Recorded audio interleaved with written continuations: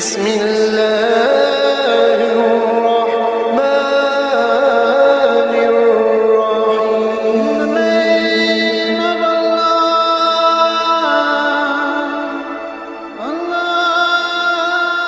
بسم اللہ الرحمن الرحیم. شروع اللہ کے نام سے جو بڑا مہربان اور نہایت رحم والا ہے. دوستو، آج کی ویڈیو میں ہم حضرت امیر حمزہ رضی اللہ تعالی عنہ کے اسلام لانے کا واقعہ بیان کریں گے. نبوت کے 6 برس کا ذکر ہے کہ ایک روز ہمارے نبی کریم صلی اللہ علیہ وآلہ وسلم کوہ صفا پر بیٹھے ہوئے تھے.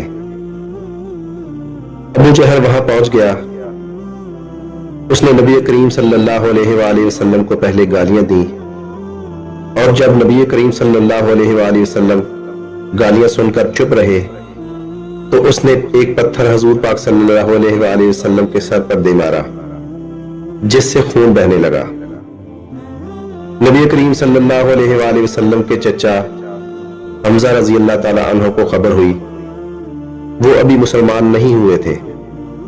قرابت کے جوش میں ابو جہل کے پاس پہنچے اور اس کے سر پر اس زور سے کمان ماری کہ وہ زخمی ہو گیا.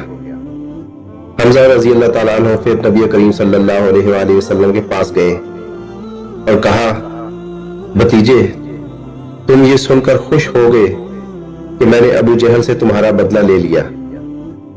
نبی کریم صلی اللہ علیہ وآلہ وسلم نے فرمایا، چچا جان، میں ایسی باتوں سے خوش نہیں ہوا کرتا. ہاں، اگر آپ مسلمان ہو جائیں تو مجھے بڑی خوشی ہوگی.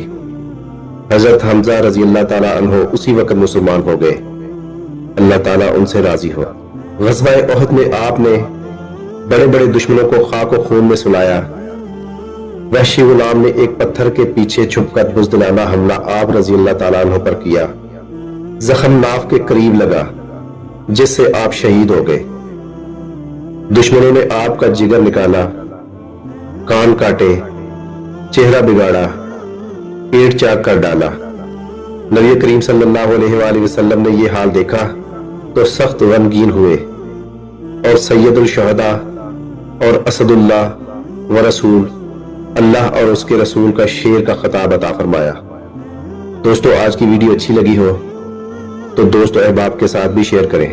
اللہ تعالیٰ آپ کا حامی و ناصر ہو.